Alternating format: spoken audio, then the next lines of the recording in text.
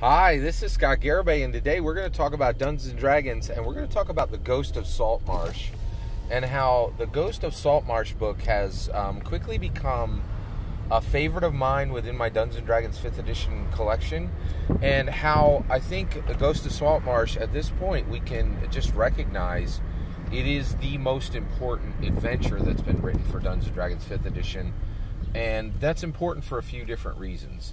So first of all, let me explain why I've been thinking about it a lot lately. So I'm in the middle of a three-season Strixhaven arc. Okay, so season 1 for my Dungeons & Dragons 5th edition players, I ran the game, and essentially they went through all 4 years of Strixhaven and became 10th level.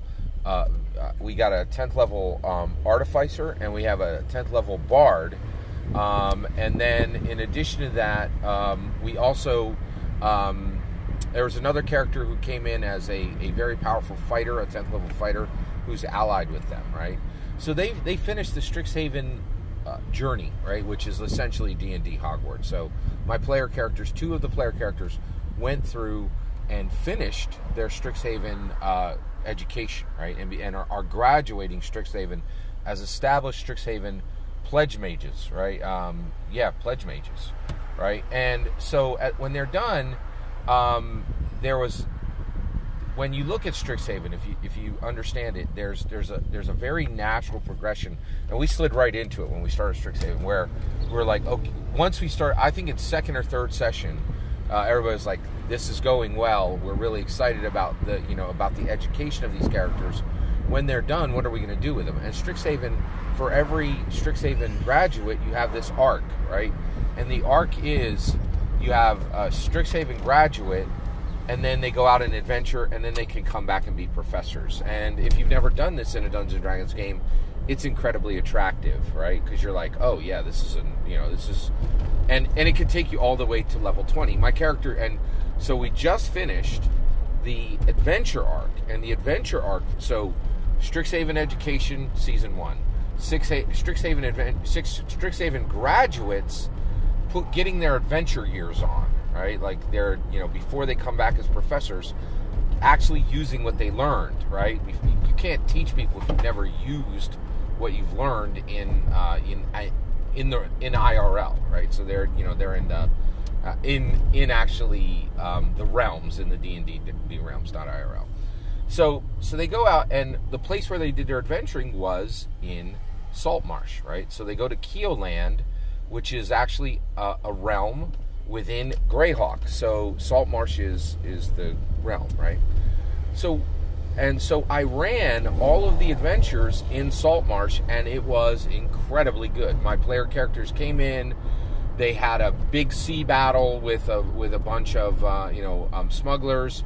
They engaged with those smugglers, and then began to and also, just to be clear, so my Strixhaven graduates go to Saltmarsh, and immediately they are faced with this question of traditionalist or loyalist. So the traditionalists are Saltmarsh smugglers who are like, we've been smuggling here for hundreds of years, and we love smuggling, and we like not paying taxes to King Scody, who is the king of Keelland, and he is a Greyhawk king, right?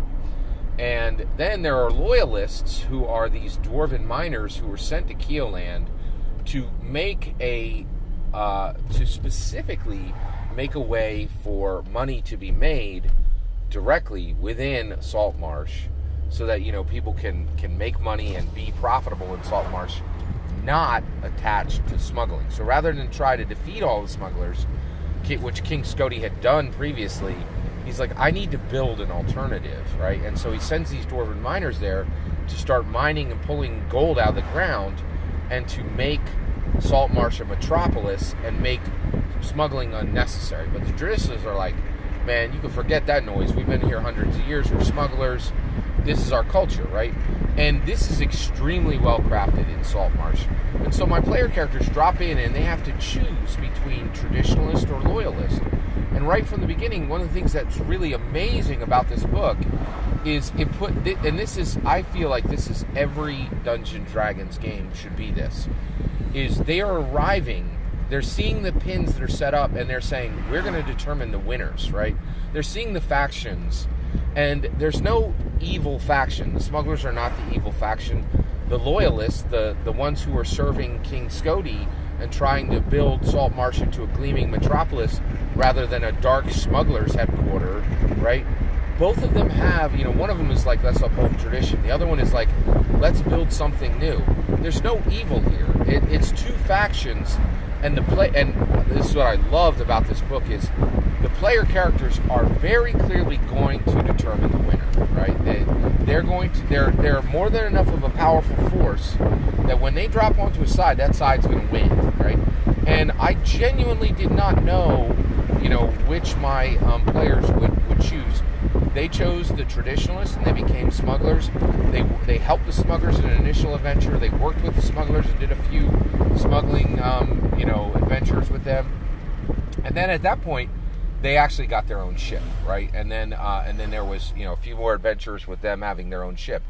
But I was so impressed with the Saltmarsh book because it accomplishes so much. So one, it is literally an adventure. It's like the Ghosts of Saltmarsh, and there's this adventure through the entire book that you can play through, right? Now, a dungeon no skilled veteran dungeon master is ever going to run this adventure, right? And the reason why is no skilled veteran dungeon master should ever pick up a Dungeons & Dragons adventure and be like, let's run through this 256-page book where I take you through the adventure, blah, blah, blah. Like, you're like, come on, right? Real dungeon masters don't run pre-gens, right? Noobs and veteran noobs and dungeon masters who have actually dungeon mastered a lot but lack confidence will actually run a pre-gen, right?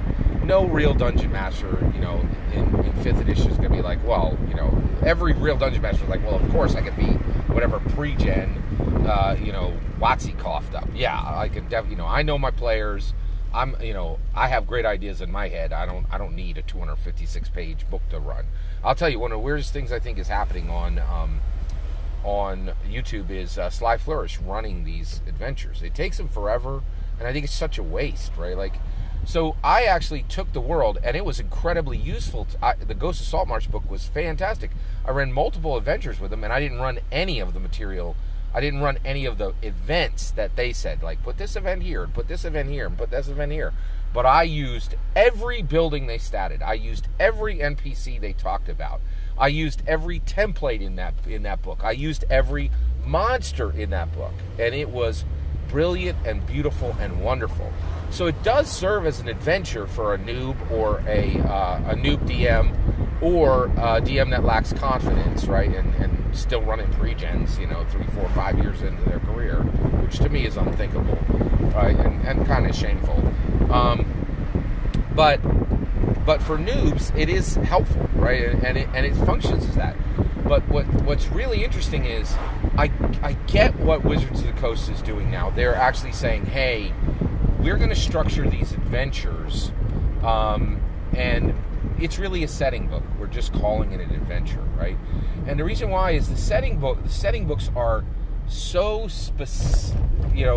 You can build Ghost of Saltmarsh has proven it. You can build a fantastic setting book in an adventure, and that's exactly what Ghost of Saltmarsh is. And I'll tell you right now, Ghost of Saltmarsh, in my opinion, is the best adventure that's ever been made for Dungeons & Dragons 5th edition. And I absolutely love the book. And if you're sleeping on Ghost of Saltmarsh, if you don't own that book yet, get it. And if you had it and you ran it, go back and check. There's so much there. It's a beautifully crafted city. That's what, and you can drop it. You can drop your player characters in there from almost any point, and it is incredibly useful. All that's my opinion. I'd love to hear your thoughts. Let me know in the comments below. Please consider like and subscribing. Have a wonderful millennium.